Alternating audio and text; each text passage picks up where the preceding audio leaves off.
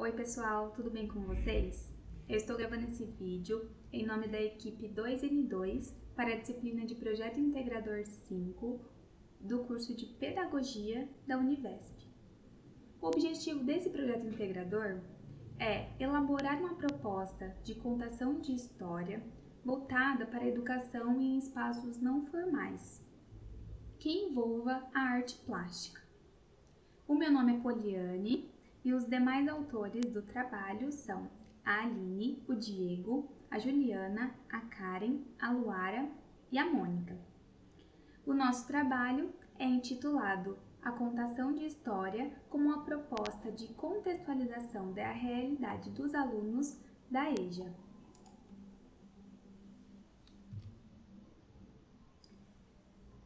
A EJA, Educação de Jovens e Adultos, é uma modalidade de educação básica que tem o objetivo de fornecer a oportunidade de estudo às pessoas que não tiveram acesso na idade estimada, de acordo com a Lei Federal nº 9.394/96 da LDB. A EJA tem como fundamento não só alfabetizar, mas desenvolver seu senso crítico e inseri-lo no contexto social atual. Realizamos esse projeto integrador na EMF João Rufino, a única escola que fornece essa modalidade de ensino no nosso município de Santa Gertrudes. Muitos imigrantes vêm para nossa cidade por ser um dos maiores produtores de revestimento do mundo, em busca de emprego e melhores condições sociais. Muitos necessitam voltar aos estudos. Vamos utilizar um museu, que é um espaço não formal de educação, relacionar as obras de Cândido Portinari com os imigrantes de Santa Gertrudes, elaborar uma história que tenha sentido para o aluno e descrever a proposta de contação de história. O problema observado, depois de muita análise e discussão, é como o ensino da EJA fica descontextualizado e infantilizado, fugindo da realidade dos seus alunos. O objetivo geral desse trabalho é elaborar uma proposta de contação de histórias em um museu que relacione as obras de Cândido Portinari e os migrantes de Santa Gertrudes, estabelecendo um diálogo entre a vivência do aluno e as práticas pedagógicas. Como justificativa para o desenvolvimento do nosso trabalho, o AEJA tem suas aulas nos anos iniciais do ensino fundamental, ministrada por pedagogos. Esse profissional, por sua vez, tem como formação principal ministrar aulas ao público infantil. Diante disso, esse mesmo pedagogo pode atuar como professor no ensino de jovens e adultos, e é nesse momento que pode ocorrer a infantilização das metodologias aplicadas durante os conteúdos previstos nos currículos da instituição de ensino. A nossa fundamentação teórica está dividida em 7 seções. 1. História e legislação da EJA. 2. Infantilização na EJA. 3. Alfabetização de jovens e adultos. 4. Museu como espaço não formal de educação. 5. Contação de histórias para adultos. 6. O ensino de arte e música na educação de jovens e adultos. E 7. Aplicação das disciplinas estudadas. A metodologia aplicada foi discutida pelos integrantes diversas questões e experiências pessoais relacionadas à educação de jovens e adultos e conseguimos apontar o problema através por videoconferência. Após o apontamento do problema, realizamos pesquisa bibliográfica sobre todo o assunto que englobava a educação de jovens e adultos. A metodologia utilizada para a execução das etapas do projeto foi a Design Thinking, que é composta por 5 fases: imersão, análise, ideação, prototipação e validação. Realizamos posteriormente a escrita da história. Os resultados. O protótipo inicial idealizado é composto por 3 momentos. As etapas que compõem a atividade proposta de intervenção com o público da EJA são: uma visita guiada na fazenda de Santa Gertrudes, de extremo valor histórico no desenvolvimento do município. Posteriormente, propõe-se uma contação de história num espaço reservado da fazenda, na qual o enredo central é a história da cidade de Santa Gertrudes, relacionando-a com a obra de Cândido Portinari. e, por fim, espera-se que haja a possibilidade de uma roda de conversa entre os alunos. A solução final foi a história elaborada pelo grupo. A história foi intitulada como A História de Santa Gertrudes Ilustrada, a história da cidade de Santa Gertrudes ilustrada com as obras de Cândido Portinari. Santa Gertrudes teve origem na Sesmaria do Morro Azul, em 18 de junho de 1821, quando o brigadeiro Manuel Rodrigues Jordão e sua mulher, Dona Gertrudes Galvão de Oliveira Lacerda, adquiriram naquele local a gleba denominada Laranja Azeda.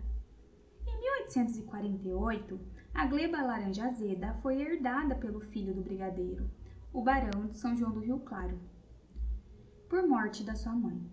Em 1854, o barão de São João do Rio Claro formou aí uma fazenda de cana-de-açúcar e logo em seguida formou a lavoura de café, dando o nome de Santa Gertrudes, homenagem à sua mãe. Obras de Cândido Portinari: Cana-de-açúcar e café. Os temas sociais durante toda a obra de Portinari ocuparam o centro de suas criações. As festas populares, as favelas, as condições de trabalhadores rurais, principalmente nas fazendas de café, estão em suas obras de maior destaque.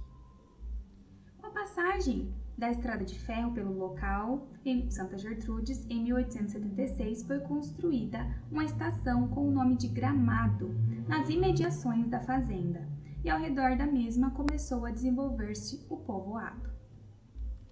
Obra Os Despejados. A obra retrata uma família de retirante, pessoas que se retiram de uma região para outra em busca de melhores condições de vida.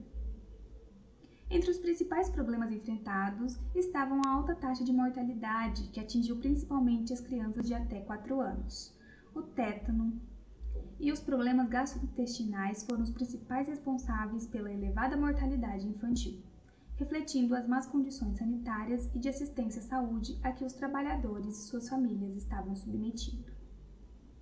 Obras Criança Morta e Cena Rural. Os quadros retratam a miséria das famílias de retirantes, entre tantas outras. Eles fogem da seca e da fome em busca de uma vida melhor.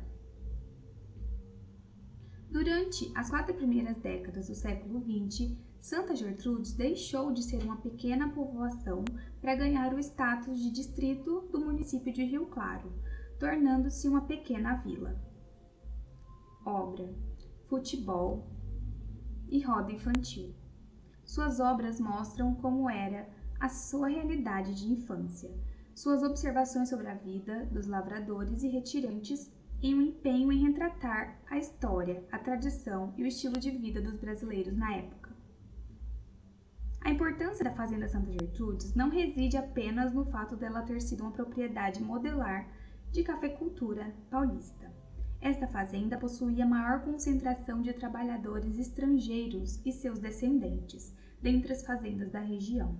Foi possível localizar, para o período de 1897 a 1902, famílias italianas que se destinaram a fazendas de Santa Gertrudes, assim como famílias nacionais, cearenses, que em 1920 também se encaminharam para aquela propriedade. Ao ser levada à categoria de distrito, vê-se que gradativamente o urbanismo foi se constituindo e ganhando novos contornos, não só espacial, mas também social e econômico. Com o desenvolvimento na indústria de cerâmica e com a fixação de novos moradores, casas comerciais e novas residências. Quais são os resultados esperados para o nosso trabalho? Espera-se possibilitar ao aluno reconhecer a interação entre a oralidade, a leitura, a escrita e a narração artística, evidenciando o papel das relações interpessoais como meio para as produções artísticas.